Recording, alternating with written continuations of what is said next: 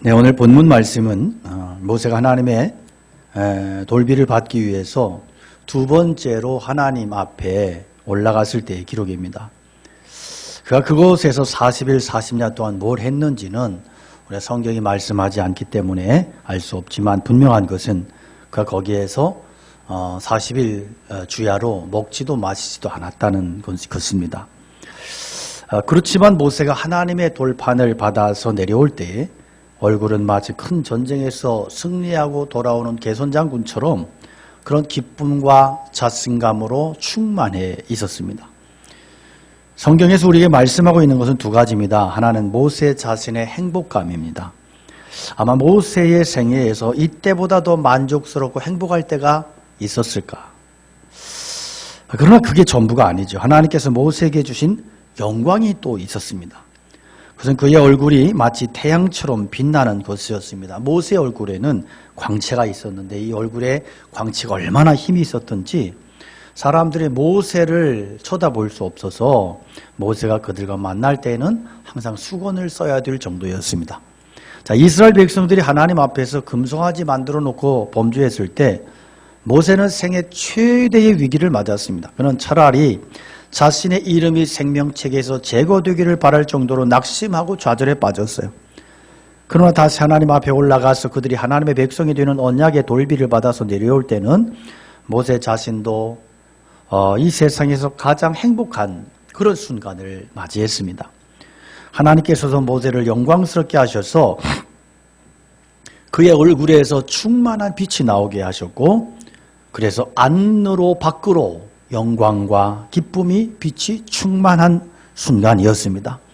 자, 모세는 하나님 앞에서 전도자의 위치에 서 있어요. 이스라엘 자손들은 하나님의 백성의 자리를 스스로 박차고 나가서 불신자가 되어버린 상태입니다. 한두 사람이 신앙을 버린 게 아니고 아예 집단적으로 하나님을 거부해버리고 모든 백성이 하나님을 떠났어요. 자, 모세가 그들을 다시 하나님의 백성이 되게 하는 그런 전도자로 하나님과 백성들 사이에 지금 서 있는 거예요. 그는 지금까지 필사적인 노력을 기울였습니다. 금송아지를 불태우고 가루를 만들어서 우상 숭배한 자들에게 다 들이마시게 해버렸어요. 그래도 정신 차리지 못한 그들을 레위의 의의 칼로 그들을 죽이고 그리고는 이스라엘 진 밖에 나와서 계속 하나님 앞에 기도합니다. 하나님 이 백성을 긍휼히 여겨달라고. 모세가 끝까지 이 백성들을 포기하지 않고 하나님께 매달릴 때 하나님으로부터 그들을 다시 하나님의 백성으로 받아들이는 이 약속을 받아내게 된 것이죠. 자, 그는 이 언약 체결을 위해서 두 번째로 시내산에 올라가서 하나님 앞에 섰어요. 우리는 모세가 하나님 앞에서 뭘 했는지 알 수 없어요. 분명한 사실은 아무것도 먹지도 않았고 마시지도 않았다. 40일 동안을. 그래서 27절 이하의 말씀 보면 여호와께서 모세에게 이르시되 너는 이 말들을 기록하라.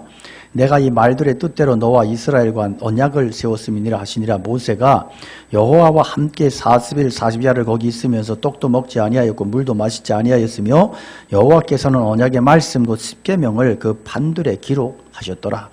자, 하나님께서 모세에게 모든 율법의 말씀을 책에 기록하라고 말씀하셨는데 모세가 이 작업을 산 위에서 했는지 아니면 산에서 내려와서 그렇게 명령받은 후에 산에서 내려와서 기록했는지 그런 디테일한 부분은 우리가 잘 모르겠어요. 분명한 것은 하나님께서 거기서 다시 한번 십계명의 말씀을 돌비에 새겨 주셨다는 거죠.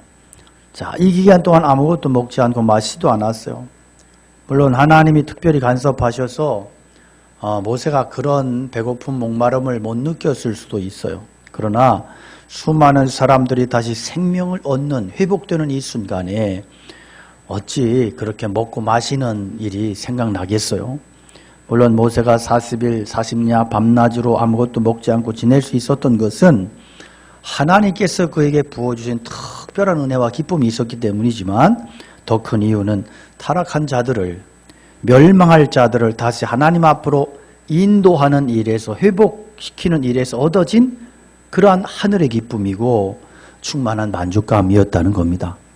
40일간 산에서 먹지도 않고 마시지도 않고 내려오는 모세는 기진맥진해서 뭐 이렇게 거의 반쯤 죽은 그런 모습이 아니었어요. 당당했고 확신에 차 있었고 얼굴에는 놀랍게도 하나님의 충만한 영광의 광채로 가득 차 있었다. 그래서 29절에 모세가 그 증거의 두 판을 모세의 손에 들고 시내산에서 내려오니 그 산에서 내려올 때 모세는 자기가 여호와와 말하였으므로 말미암아 얼굴 피부에 광채가 나나 깨닫지 못하였더라. 얼굴 피부에서 광채가 났다고 하는 것은 뭐 우리가 뭐 그냥 보통 보는 것처럼 뭐 여자들이 뭐 비싼 화장품 뭐 이런 거 발라가지고 뭐 번쩍번쩍하고 이런 게 그런 얘기가 아니고 실제로 모세의 얼굴에서 어떤 발광체에서 빛이 발하는 것처럼 전구에서 빛이 발하는 것처럼 이렇게 빛이 났다는 뜻입니다. 이것은 몇 가지를 생각하게 하는데요. 먼저 하나님께서 모세의 직분에 영광을 주셨다는 거예요. 이스라엘 백성들을 하나님 앞으로 돌아오게 하는 일은 모세 자신에게도 말할 수 없는 축복이었고 만족이었을 뿐 아니라 하나님께서 지극히 영광스럽게 생각하시는 일이었어요. 그래서 하나님께서는 모세의 직분을 영광스럽게 하기 위해서 그의 얼굴에 광채가 있게 하셨습니다. 이스라엘 백성들을 다시 하나님의 언약의 백성이 되게 하는 일은 엄청나게 영광스러운 일이에요. 그래서 우리가 전도하는 일, 전도의 사역, 이건 너무너무 영광스러운 일인 거예요. 그래서 하나님은 모세의 얼굴에서 빛이 나도록 하셔서 모든 백성들이 모세의 말에 복종하도록 하셨습니다. 율법은 권세가 있어요. 하나님께서 모세에게 주신 율법은 모든 인류를 구속하는 힘을 가지고 있습니다. 어느 누구도 하나님의 율법을 무시하고는 살 수가 없어요. 모든 인간들이 복종해야 할 영광의 말씀이에요. 누구도 하나님 말씀을 거역할 수 없고 반드시 복종하고 존중되어야 될 말씀이에요. 자, 바울 사도는 율법의 직분의 영광을 상기시키면서 사람을 저주로 잡아매는 율법의 직분이 존중받아야 한다면 복음의 직분은 얼마나 존중받아야 하느냐 역설하면서 복음의 사역자를 무시하는 고린도 교인들을 심하게 책망했습니다. 고린도서 3장 7절 이하에 보면 돌에 써서 새긴 죽게 하는 율법 조문의 직분도 영광이 있어 이스라엘 자손들은 모세의 얼굴에 없어질 영광 때문에도 그 얼굴을 주목하지 못하였거든. 하물며 영의 직분은 더 영광이 있지 아니하겠느냐? 정주의 직분도 영광이 있은즉 의의 직분은 영광이 더욱 넘치리라. 그렇게 선포하고 있습니다. 자, 이스라엘 자손들이 다시는 율법을 무시해서 자기 마음대로 행치 못하도록 하나님께서는 모세의 얼굴에 영광을 더하셔서 그의 말씀의 권위를 높이셨습니다. 그런데 이 모세의 율법과 비교할 수 없을 정도로 영광스러운 것이 뭐냐? 복음이다. 복음. 하나님께서 이 엄청난 복음을 극히 평범한 우리 인간들에게 맡기신 것은 우리가 복음의 영광에 놀라지 않고 그 안에 들어있는 하나님의 그 교훈으로 우리의 중심이 변화되고 새로워지도록 하기 위해서 그렇게 하신 것이지, 복음 자체가 우리 인간이 대할 만큼, 상대할 만큼 그렇게 약한 것이기 때문이 아니라는 것입니다. 그러니까 복음은 성육신 하신 그리스도와 유사합니다. 그리스도께서 영광의 광채를 감추고 오셨기 때문에 사람들이 그분의 말씀을 듣고 또 그의 십자가의 죽음을 믿을 수 있었던 것이지, 만일 그리스도께서 진짜 영광스러운 그런 모습으로 오셨다면 그 영광에 눈 멀어가지고 사람들이 다 마탱이 가서 아무것도 깨닫지 못했을 거예요. 마찬가지로 우리가 가지고 있는 복음의 영광을 말한다면 이 세상의 그 어떤 것도 똑바로 눈 뜨고 쳐다볼 수 없을 정도로 아주 영광스러운 거예요. 그러나 고린도 교인들은 인간의 실압의 지식으로 그런 어떤 철학적 지식으로 스스로 지혜롭다고 생각해가지고 복음을 무시하고 복음의 사역자, 영광스러운 사역자 바울 사도를 심하게 업신여겼던 거예요. 여러분, 오늘 하나님께서는 복음 사역자의 얼굴에 직접적으로 광채가 있게 하시지는 않아요. 그러나 바른 복음에는 반드시 역사가 나타납니다. 사탄의 세력이 무력화되고 죄 가운데 빠져있던 자들이 그 악한 습관과 악의 의식으로부터 해방돼서 새로운 삶을 시작하는 이런 능력 있는 변화가 있습니다. 이것이 복음의 영광이고 이게 눈에 보이지 않는 영광인 것입니다. 그러나 모세의 얼굴에 광채가 있었던 것은 또 다른 의미가 있는데 우리는 보통 어떤 하나님의 형상을 언제나 하나님의 성품으로만 생각을 해요. 그래서 하나님의 의로우심이나 자비로우심 이런 것들은 하나님의 형상의 일부예요. 그러나 모든 형상이 다 내면적인 것은 아니라는 거예요. 눈으로 보이는 영광이 있다. 처음에 인간들이 하나님의 형상대로 만들어졌을 때 그들의 성품이나 기질이 하나님을 닮았을 뿐 아니라 그들의 얼굴이나 영광에도 삶의 모습 속에도 하나님의 영광의 모습이 있었다고 생각을 합니다. 왜냐하면 하나님의 영광 가운데 살았기 때문이죠. 그래서 모세는 하나님과 대화하는 가운데 하나님의 영광이 그의 얼굴에 얼마 붙어서 그도 하나님의 영광을 얼굴에 가지게 됐어요. 눈에 보이는 영광은 우리가 궁극적으로 소유하게 될 구원의 최종적인 목적이에요. 우리 구원의 목표는 단순히 그냥 성품이 변화받고 착하고 의롭게 사는 게 전부가 아니에요. 결국은 우리의 마지막 구원의 완성은 뭐예요? 몸의 부활, 부활의 몸, 완전한 변화와 완전한 구원이죠. 이게 이제 몸의 구속이에요. 몸의 구속을 기다린다. 그 말이에요. 로마서가 말씀하는. 우리 몸이 새로워지는 것, 이게 구원의 최종적인 열매예요. 지금처럼 병들고 약한 몸이 아니에요. 날이 갈수록 쇠약하고 늙어가는 몸이 아니에요. 모세처럼 실제로 몸에 영광이 임하는 몸이에요. 모세는 얼굴 피부에 광채가 났습니다. 나중에는 이 광채가 점점 사라졌습니다. 그러나 장차 우리의 영광은 모세처럼 가죽에서만 나는 광채가 아니에요. 그 정도가 아니고 온몸에서 광채가 나고 몸 자체가 완전히 새로운 몸이 되어서 영광의 광채가 임하고 충만한 빛으로 드러나는 거예요. 부활하신 주님을 보십시오. 그런 몸은 이 지구상에 없는 완전히 새로운 몸이에요. 그런 의미에서 모세의 영광은 뭐예요? 우리가 장차 변화될 모습의 희미한 예표이고 모형이라는 것입니다. 자, 아론과 온 이스라엘 사람들은 모세를 볼 때 얼굴의 광채로 모세를 가까이 하기를 두려워했습니다. 모세가 그들을 불렀을 때 비로소 그들은 모세에게 가까이 스스로 나올 수 있었어요. 그래서 결국 모세는 얼굴에 수건을 씁니다. 왜? 이 광채 때문에 이스라엘 백성들이 모세에게로 못 나오는 거예요. 그러나 오늘 본문에 보면 모세가 하나님 앞에 나가서 기도할 때는 어떻게 해요? 자연스럽게 수건을 벗어요. 그러니까 하나님 앞에서는 이런 수건이 필요치 않은 거예요. 그래서 모세가 가장 자연스러울 때가 언제예요? 사람들 앞에서가 아니에요. 하나님 앞에서. 그는 가장 자유를 누렸고 가장 자연스러웠고 그 앞에 있을 때가 그가 가장 행복했다는 거예요. 그러면 수건이 필요한 자들이 누구였어요? 사실 모세가 수건을 썼지만 모세에게 수건이 필요한 거예요?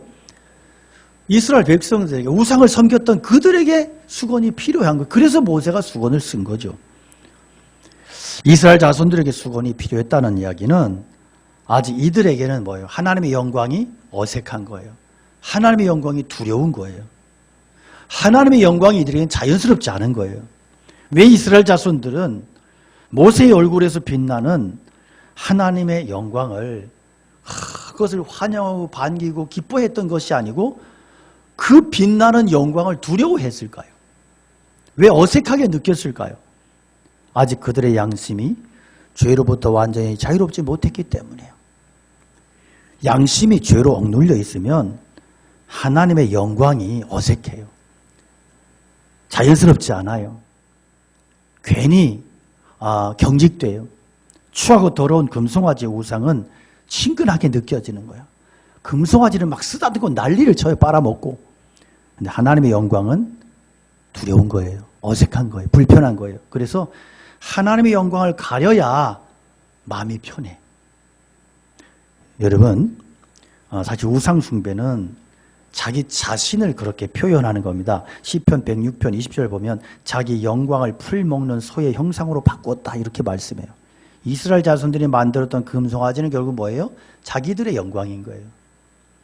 그들의 속이 바로 풀 뜯어먹는 송아지의 모습이었기 때문에 그들은 풀 뜯어먹는 송아지의 이 속성과 그런 탐욕과 소욕을 가지고 있었기 때문에 금송아지가 그렇게 원해졌던 것이고 그게 그렇게 친밀했던 것이고 그게 그렇게 기뻤던 거예요. 여러분, 만약 우리가 이 세상의 영광과 친밀하고 사람들의 칭찬에 익숙해 있다면 하나님께서 주시는 칭찬과 인정은 매우 어색하고 자연스럽지 못할 겁니다. 모세는요, 하나님의 영광이 훨씬 편했습니다. 자연스러웠습니다. 하나님 앞에 갔을 때 모든 것이 자연스러웠고 걸리는 게 없었어요. 수건 같은 게 필요치 않았어요. 그러나 이스라엘 자손들은 뭐예요? 하나님의 영광이 어색한 거예요. 불편한 거예요. 그래서 영광 앞에 있으면 불편해. 힘들어. 하고 싶은 말도 못해. 그래서 영광이 없어졌으면 좋겠어. 그래서 그들은 모세의 얼굴에 하나님의 영광을 덮어 씌워야 그들의 마음이 편했단 말이에요.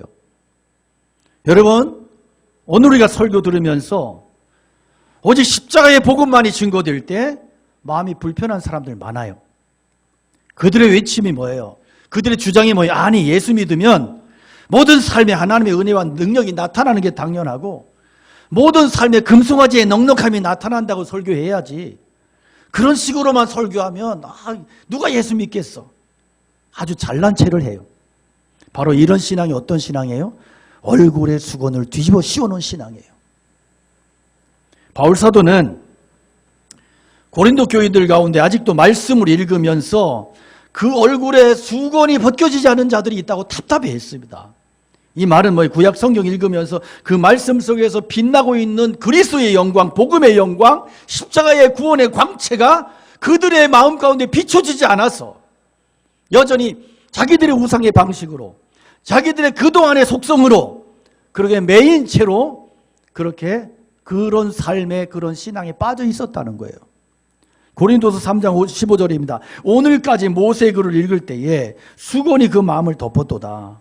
그러나 언제든지 주께로 돌아가면 그 수건이 벗겨지리라. 주는 영이시니 주의 영이 계신 곳에는 자유가 있느니라. 할렐루야. 하나님의 말씀을 대할 때 말씀이 우리에게 주시는 것은 뭐냐면 자유함이에요. 자유함. 말씀에 우리가 제대로 사로잡히고 복음을 깨닫고 복음의 능력이 붙을 때 우리는 아무것도 두려울 게 없는 거예요. 이 자유는 방종하는 자유가 아니고 오히려 억눌렸던 모든 오해와 편견에서부터 해방돼서 내가 원하는 대로 하나님을 섬기며 하나님을 마음껏 기쁘게 해드릴 수 있는 그런 자유인 거예요. 여러분, 우리가 말씀 대할 때 뭘 느껴요? 내가 너무나도 얽매이지 말아야 될 것들에 얽매이고 있었구나. 하나님의 뜻을 몰라서 진짜 엉뚱한 데서 방황하고 있었구나. 이제 내가 어디에 있는지 알았다. 다시 힘을 내서 하나님의 영광을 향하여 내가 나가야 되겠다. 나를 얽매이고 있던 모든 것들로부터 내가 자유하기를 원한다. 이런 결단을 내리게 하는 것은 말씀이 하는 거예요. 말씀이. 그런데 아무리 성경을 읽어도 설교를 들어도 얼굴에 수건이 벗겨지지 않아가지고 여전히 율법적이고 예속된 노예의 신앙생활을 하고 있는 그런 사람들이 있었어요. 오늘 우리들의 수건은 율법의 수건이 아니에요. 이 세상의 욕심에 대한 수건이에요. 이게 씌워져 있는 동안에는 하나님의 말씀의 맛을 알지 못합니다. 진짜 맛을 알지 못해요. 여전히 자기 수건을 덮어 쓰고 믿는 것하고 같아요. 그러나 이 세상이 나에게 줄 수 있는 게 결국은 아무것도 없다는 사실을 깨닫고 예수 그리스도께 온전히 귀속될 때, 돌아올 때 그 얼굴을 가리고 있던 수건이 벗겨지고 그리스도의 영광이 눈에 확 들어오게 되는 거예요. 그 얼굴을 가득 채우는 것은 그리스도의 놀라운 영광이에요. 세상 욕심 버리기 전까지는 그에게 하나님의 영광은 거리가 먼 이야기입니다. 어색하고 불편할 거예요. 계속 불편할 거예요. 고린도서 3장 18절에 우리가 다 수건을 벗은 얼굴로 거울을 보는 것까지 주의 영광을 보매 그와 같은 형상으로 변화하여 영광에서 영광에 이르니고 주의 영으로 말미암음이니라. 놀라운 말씀. 여러분, 최근에 코로나 사태로 인해서 지금까지 소위 믿음이 좋다고 열심히 뛰어다니던 신자들이 큰 시험에 빠져버렸습니다. 지금까지 한국교회 신자들은 십자가의 복음의 신앙과 치병 기복의 신앙을 구분하지 않았습니다. 그냥 다 섞어서 섞어서 그냥 짬뽕 시켜버린. 수많은 목회자들이 대대로 선배들이 그렇게 외쳤던 소위 뒤섞여버린 그런 신앙을 전통적인 신앙이나 이름으로 전수해가지고 그대로 전하면서 목회를 했고 그런 영향력을 지금도 주고 있습니다. 이른바 기복신앙이 지금은 번영의 신앙, 성공의 신앙으로 이름을 좀 예쁘게 둔갑해가지고 그렇게 해서 사람들의 심리를 사로잡고 있습니다. 십자가 복음과 성령의 능력이 자기의 기도 제목을 성취하고 자기의 번영과 목적 성취를 위한 수단화되어 버렸다는 거예요.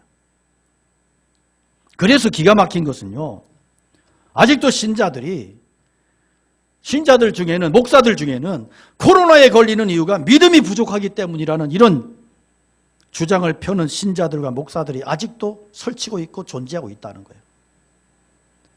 그래서 이런 신앙을 가지고 끝까지 고집을 쓰다가 골방에서 집단으로 감염이 되고 마스크 안 쓰고 열심히 통성기도 했어요. 감염에 걸렸어요.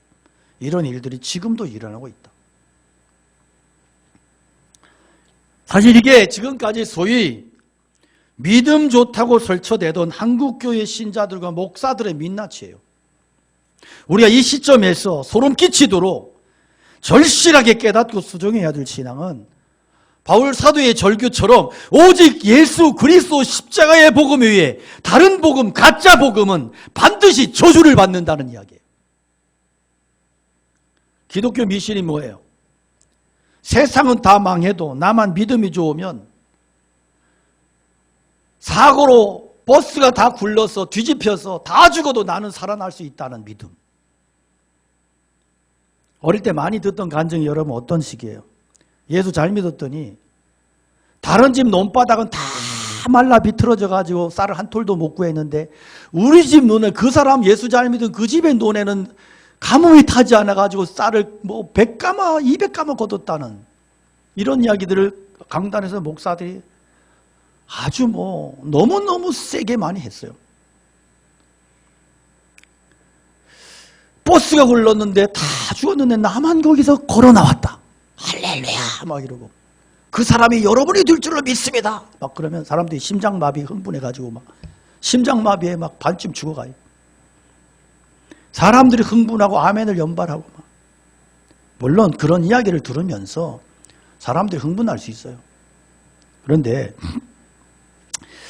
너무나 안타까운 것은 오늘날 대부분의 대형교회들의 신앙 내용과 그 사람들이 가지고 있는, 신자들이 가지고 있는 신앙의 방향과 결이 다 이런 식이라는 거예요. 이런 식이라는 거예요. 그 중심에는 담임 목사가 교주처럼 버티고 있고 수없이 그런 얘기만을 강단에서 계속 쏟아냅니다. 그러면 사람들은 그런 이야기를 듣고 이제 어떤 얕은 위로와 감동을 받고 오늘도 목사님의 말씀을 통해서 위로를 많이 받았습니다. 할렐루야 이러고 살아갑니다. 근데 웃기는 것은요, 거기에 다 십자가를 섞어버리고 성령의 능력을 다 섞어버립니다. 그래서 십자가를 이야기하고 성령의 능력을 이야기하는데 결국 그 십자가의 능력과 성령의 능력이라고 하는 게 나를 잘되게 하고 나의 수호신으로서의 성령, 내 육신과 내 모든 기도의 제목과 모든 것을 다 이루어 주시는 그런 십자가의 능력, 이런 식이라는 거예요. 이게 비나이다 신앙의 결과 뭐가 달라요, 여러분? 잘 생각해 보십시오. 이게 뭐냐 하면 십자가를 이야기하고 성령을 이야기하지만 십자가와 성령을 수건으로 덮어가지고 자기들의 편한 대로 믿고 있는 거예요. 근데 사실 이런 이야기들은 물론 그런 이야기들이, 그런 사건들이 사실일 수 있어요. 사실일지라도 그런 간증들이 일반화시켜버릴 때 굉장히 심각한 문제들이 일어난다는 거예요. 어쩌면 하나님은 그에게, 그런 어떤 특정한 사람에게 그런 기적의 역사를 베풀어 주실 수 있고요. 그리고 엄밀히 이야기하면 세상의 수많은 사람들 중에는 그런 기적적인, 예수를 믿지 않더라도 그런 기적적인 경험을 하는 사람들이 수많은 곳에서 일어나기도 해요. 근데 이것을 일반화시켜가지고 기독교의 신앙은 다 이런 식으로 기적이 일어나고 기적이 상식이고 막 이런 모든 사람들이 이런 체험을 할 수 있다, 이렇게 밀어붙여 나갈 때 이게 대부분의 사람들에게 새빨간 거짓말이 된단 말이에요. 그리고 그런 것에 한번 얻어 걸리기 위해서 구원의 복음, 십자가의 복음을 내팽개쳐버리고 그런 것을 붙들고 평생을 달려갈 수 있다는 거예요. 이게 기독교 미신이에요. 우리는요, 저는 신앙의 복음의 교리에 이 모든 것들에 때로는 결단을 내리고 고민이 올 때 제가 늘 어떤 식으로 사고를 정리하냐면 바울 사도를 봅니다.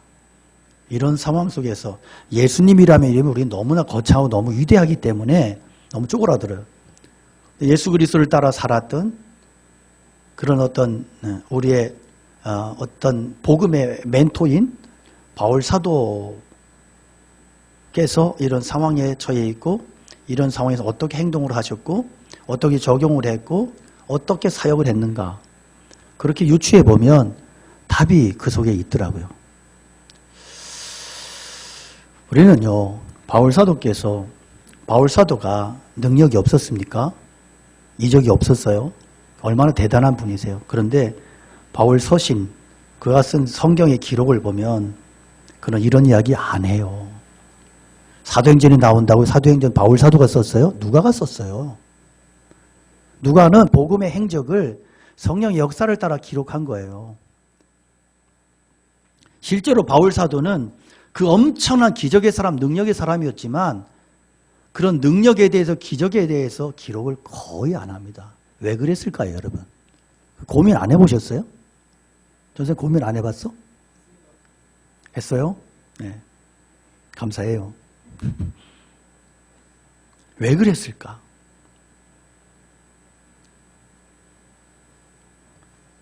그리스도 외에는 구원이 없거든요. 십자가 외에는 인류를 죄로부터 자유케 할 능력이 없거든요. 십자가만 이야기하기에도, 복음만을 이야기하기에도 부족하단 말이에요. 그래서 예수 그리스도 외에는 구원도 없고 아무것도 아니라고 그렇게 절규했던 그 바울 사도의 그 처절한 심정을 우리가 발견해야 되고 깨달아야 된다. 그래서 우리가 얼마나 복음의 신앙에서 멀어져 있는가 하는 것을 저는 이 코로나 이 사태, 이 분위기 속에서 하나님이 우리에게 그것을 보기를 너무나 원하신다. 한국교회가 헛된 짓을 하고 헛짓을 하면서, 여러분 이 코로나 사태가 안 벌어졌으면 한국교회 계속 뭐 하고 있었겠어요? 이거 못 버린단 말이에요. 못 버려요. 어떻게 버리겠어요? 이거 해야 담임 목사도 교인들이 많이 모여지고 헌금 많아지고 자기도 부유해지고 그럴 텐데, 하나님은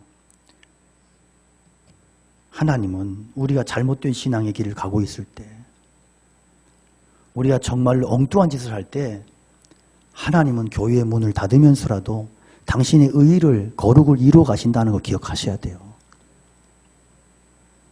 여러분, 세상의 수건을 벗어야 그때부터 예수님 닮아가기 시작해요.